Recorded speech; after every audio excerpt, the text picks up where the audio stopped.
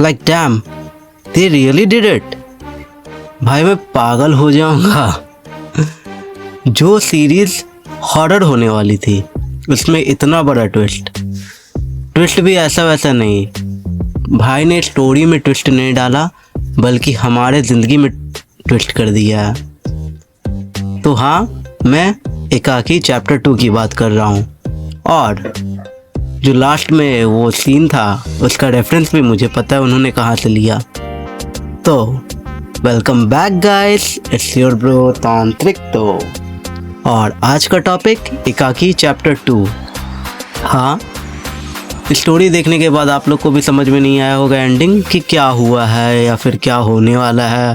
मतलब स्टार्टिंग का तो बहुत सही चलता है बट लास्ट के 10 मिनट में भाई साहब मतलब कुछ भी। भाई साहब कुछ ज़्यादा नहीं हो गया ये?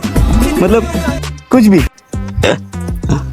तो स्टोरी है कुछ यही कि हाँ, जो हुआ था फर्स्ट एपिसोड में उसके आगे का सीन्स कंटिन्यू होते हैं विद सम कॉमेडी और कुछ फनी जंप स्केयर सीन जो बहुत अच्छे लगे। लाइक लिटरली मैं डर गया था जब वो स्केयर को लटक के आया था। उस टाइम मैं बहुत गंदा डरा था क्योंकि लाइट ऑफ थी और टीवी पे अकेले देखने में डर लगता ही है। तो वो सीन बहुत मस्त लगा। और जब वो स्त्री वाला कुछ कॉन्सेप्ट में वो औरत पीछे से आती है और हवा में उड़ती है, वो सब प्रॉपर स्त्री मूवी का वाइब दे रहा था। जैसे कि आशीष भाई का ड्रीम था कि एक मूवी या सीरीज़ में प्रॉपर काम करना, और उन्होंने स्त्री के लिए भी अप्लाई किया था। वो जो बिट्टू का रोल है, बिट्टू बोल रहा हूँ, हाँ बिट्टू, जो उनका फ्रेंड रहता है बिक्की का, बट उसमें उनको कास्ट नहीं किया गया। पर आशीष भाई मुझे ऐसा लगता है कि जो सीरीज और मूवीज अभी आ रहे हैं उससे ज़्यादा ही हाई लेवल पे लेके जाएंगे इसको।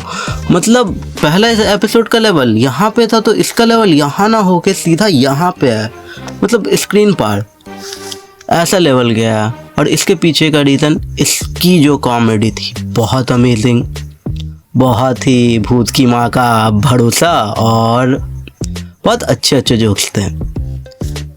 स्टोरी वाइज मैं इसको 5 में से 3.6 का रेट दूंगा और कॉमेडी में ये 5/5 लेके जाएगी ईजली।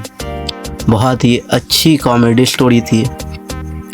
बट सबसे बड़ा टॉपिक आता है कि लास्ट का वो 15 मिनट जब हमारा पागल मैकेनिक भाग कर आता है और बोलता है ऊपर देखने को। तो ऊपर हम लोग को लगा कि वही स्त्री जैसी औरत होगी, पर नहीं, ऊपर में था एक इतना बड़ा जादू का UFO। और ये सब बात छोड़ो, पहले मुझे ये बताओ अपने जादू भाई को पता कैसे चला कि आशीष भाई के फुटबॉल जितने बड़े हैं। हाँ, थोड़ा डार्क हो गया बट जो बात है वो है। तो जादू भाई अगर आप तक ये वीडियो पहुँचे तो बता देना कभी देखा हो तो हमें देखता है जादू का इतना बड़ा UFO। मैं जादू भाई का नहीं, जादू जो क्रिस मूवी वाला जादू है उसका बात कर रहा हूँ। और वही मुझे समझ नहीं आ रहा कि ये करना क्या चाहते हैं। लाइक हॉरर सीरीज में इन्होंने घुसा दिया है साईफाई, और इस लेवल पे घुसाया है। मतलब उतना बड़ा UFO, एक छोटा मोटा स्पेसक्राफ्ट रहता तो समझ में आता कि इतना बड़ा का क्या सीन है। और मतलब क्या ये हॉरर में साईफाई का क्या सीन है, इसका भी मैं आपको बताता हूँ लॉजिक। इसके पीछे का रेफरेंस है डैन दा डैन सीरीज़। आई थिंक कि आप लोग में से बहुत लोगों ने डैन दा डैन का नाम सुना होगा। मैं उसका रिंगटोन लगा दूंगा। आपने उस सीरीज़ को नहीं देखा होगा बट उसका रिंगटोन 100% सुना होगा। तो वो मतलब उस सीरीज़ का कॉन्सेप्ट ही यही है कि आपका घोस्ट और एलियन दोनों के बीच बैटल दिखाया जाता है।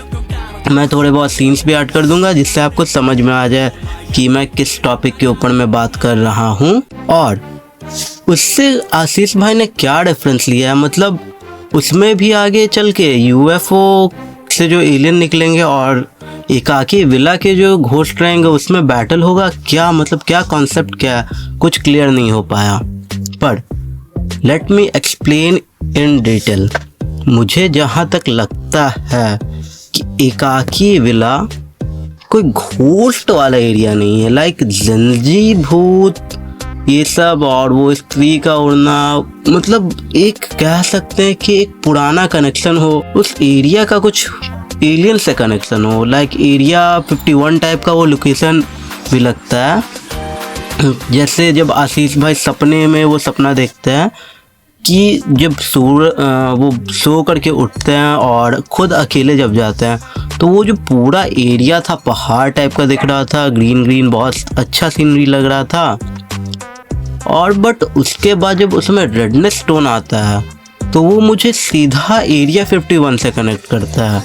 और मुझे भी लगता है कि आशीष भाई वही चाहते होंगे कि एरिया 51 का वो वाइब आए, और वो आया भी उसमें। बट उसमें फिर स्केरी सीन और वो कुछ घोस्ट टाइप का लग भी नहीं रहा था। It was like an alien, कि हाँ कुछ अजीब सा क्रीपी चीज़ होगा, क्योंकि अभी तक घोस्ट को भी प्रॉपर नहीं दिखाया गया।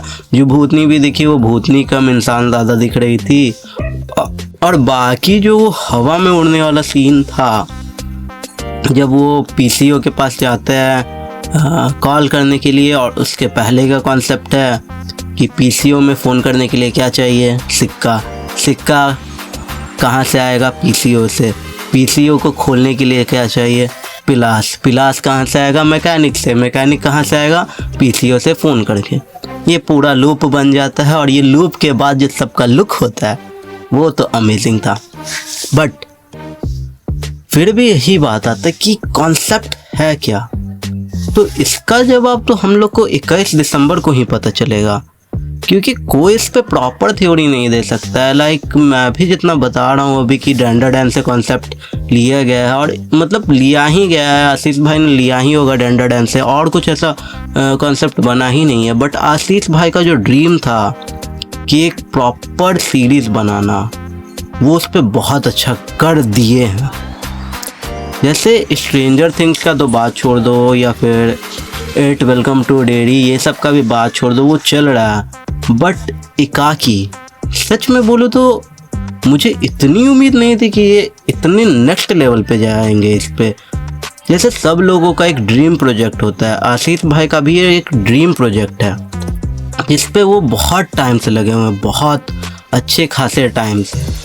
और मुझे लगता है कहीं ना कहीं वो इस पे बहुत अच्छा कर भी रहे हैं, और आगे भी इसी तरह से अच्छा करते ही रहेंगे।